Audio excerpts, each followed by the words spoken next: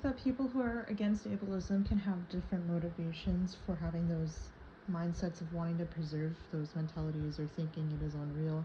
But one reason I thought of they might have that mindset is because they want to continue on believing that the disabled person is a burden and they are justified to not be able to handle them. It's something that I highly suspect to be the case for some people. And I'm not going to throw names, but it's more than one person that I have this of.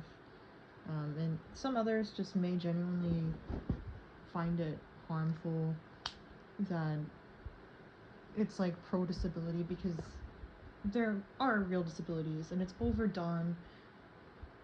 Intellectual disabilities are never going to be self-sufficient individuals. Treating them as if they are not disabled is a disservice to their own selves and to society, because you actually are putting them in positions that they cannot handle, and it's harmful for their mental health relative to where they are on the spectrum of their disability, because it's not equal.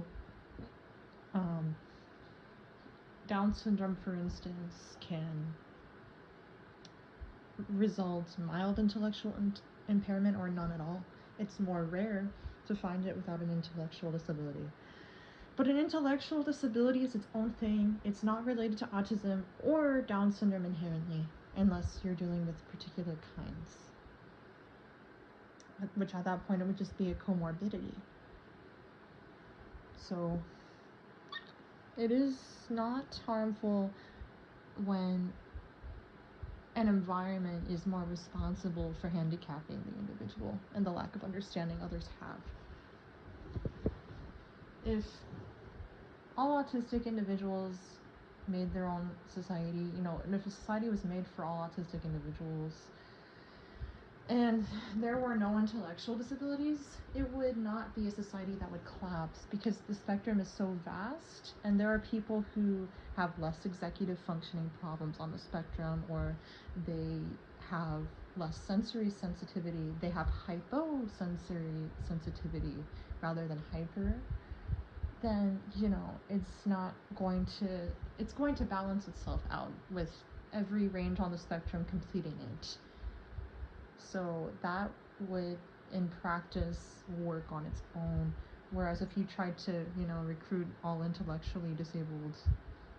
a society of all intellectually disabled individuals, that would uphold less, just because they have less of the capacity for self-sufficiency and developing at a pace where they are able to take care of their own self and be responsible for their own self or others.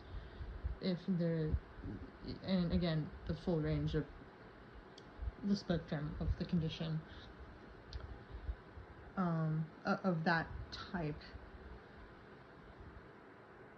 If you took out of it people who were not presented with those incapabilities, then you could do that. But some people just really are never going to be able to take care of their own self or others.